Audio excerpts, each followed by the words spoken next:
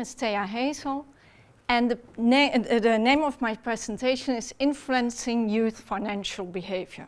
I know that that's a terribly boring title. So plainly, I'm going to talk about money and kids. So first, to start with, I want to know who's interested in money around the room here. Just, okay, that's good. So I chose a popular subject. Whom of you have kids in the age of 12 to 25? So you'd better pay attention.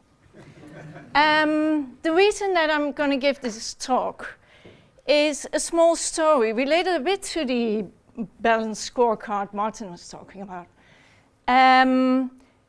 Once upon a time, in 2009, one of the banks in the Netherlands decided that they needed to do something about corporate social responsibility. And given the fact that a lot of young people in the Netherlands have issues with dealing with money, they decided that that would be the right subject for them.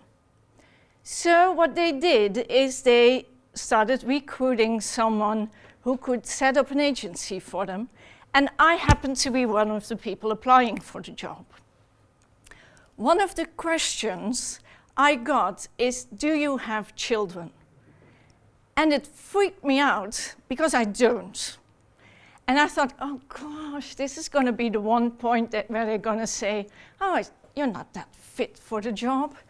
So I said to them, no, I don't. And I think that's a good thing because I don't pretend to know anything about kids. Because I'm not going to use my kid as an example of the 2.5 million young people between the age of 12 and 25 in the Netherlands. So fortunately, they gave me the job, and that's why I'm here. So given the fact that I didn't know anything, I thought let's start with some research, and that's what we did. And maybe for those of you who have kids, you might recognize some of these characters I'm going to talk about.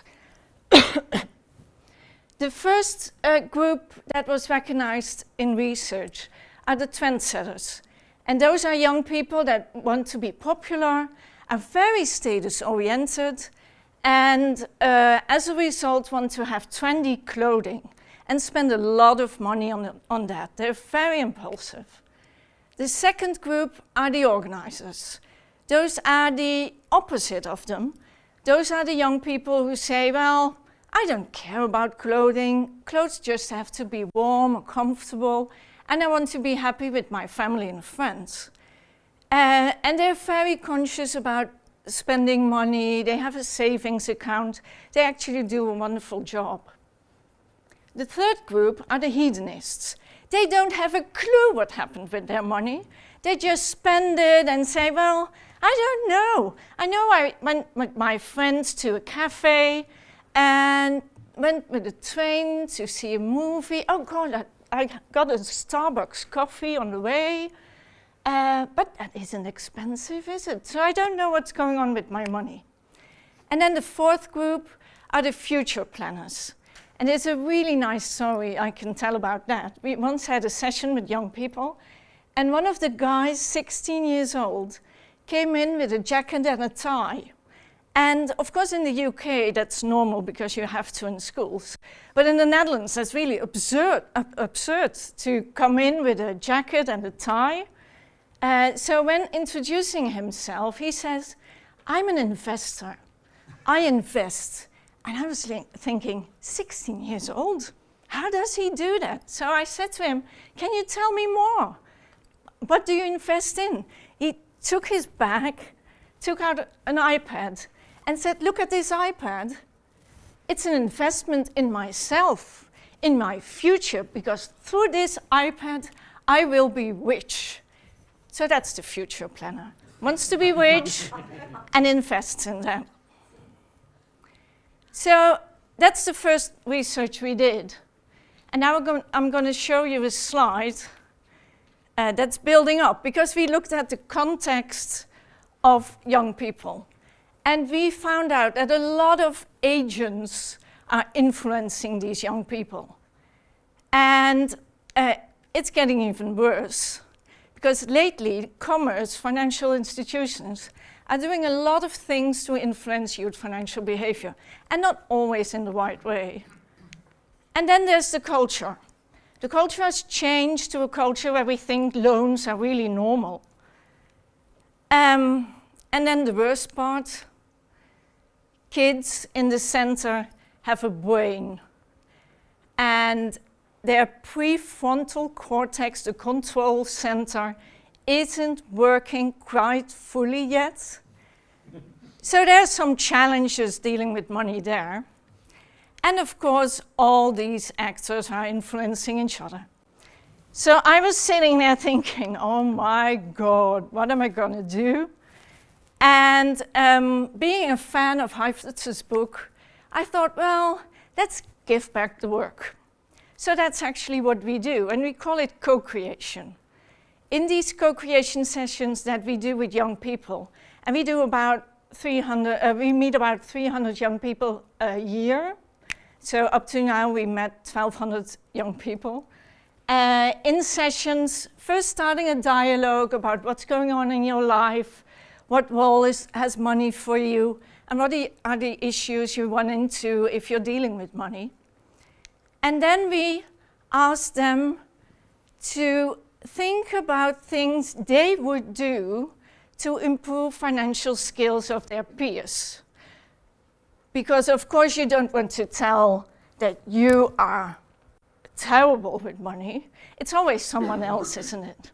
I'm wonderful with money, but my neighbors really, they're not doing that fine. So we asked them to come up with solutions that could be implemented to teach other kids how to deal with money. And in some of these sessions, we include adults. And one of the nice things was, I don't know whether you recognize her, but we convinced our current queen to come and talk to some of our young people in a room. Also to include some of the other agents that are influencing youth financial behavior. This is actually a very nice picture. It is about an event that we did where we had young people being the host of the adults in the room. So the young people were in the room first, and then we invited the adults to come in, and each young people would take one of the adults and say, well, I will be your host today. Let's go to the table. I know what the program will be. Just be comfortable. I'm taking care of everything. And we thought that was an excellent way to really put these young people in charge of what we do. After the dialogue, as I said, we asked them to really work on a solution. And we also asked them to give a sort of impression what the solution needs to look like, where you could find it. And we have them present that to us. And as a result, many of the solutions they come up with, we actually develop them.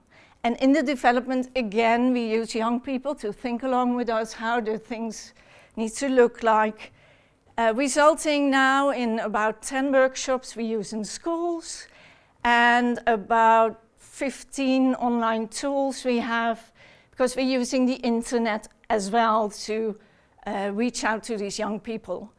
And I'll tell you a story about one of these tools. We're doing some work with students as well. And of course, for students, a student loan is a big issue, and it's getting bigger and bigger, specifically in the Netherlands, where they're changing the system that the loans will even become higher. And what we found out is that young people don't actually have a plan how they're going to handle their finances. And they told us that they thought it was really difficult to do that. So we had some of these co-creation sessions. And in addition, we invited some student organizations to work with us on finding a tool to help young people. And in one of these sessions, one of the guys in the group said, well, you know, Thea, the thing is, we're students. We're initially lazy. We don't want to think about anything, and certainly not about managing our finances. So I said, well, that's interesting. So how could we tempt you into doing something with it? And he said, oh, I'm going to give it some thought. So they all went home, and we met again a month later. And then one of the other guys said, I have this amazing plan. If we would do something that would only cost 2 minutes. So, for example, you would see what an average student would pay and receive money-wise and what the loan would be. And maybe that would tempt us to say, oh gosh, that's not going to be my situation. That'll be terrible. I have to do something, come up with a plan. And then you could sort of get us into doing, using a planning tool. So that's actually what we did. We built the tool. The tool reached 100,000 students in 2 years, and 25% of them used the tool as well to build their own financial plan. So it proves that it's really helpful to have students themselves, youngsters themselves, think about solutions to deal with money. And it isn't only successful for this student plan, it's been successful in a total. Because online we were able to reach almost 300,000 young people in 1 year. Almost 1/3 of them actually go and do something online. And of those 1/3, half of them really interact, use a tool, do a test. And one of the tests is actually the money type test. Which one of the 4 are you? Which has been filled out in 4 years by 200,000 young people. So my conclusion is, it's so good to not pretend to know anything, because you're forced to ask other people, so I can highly recommend.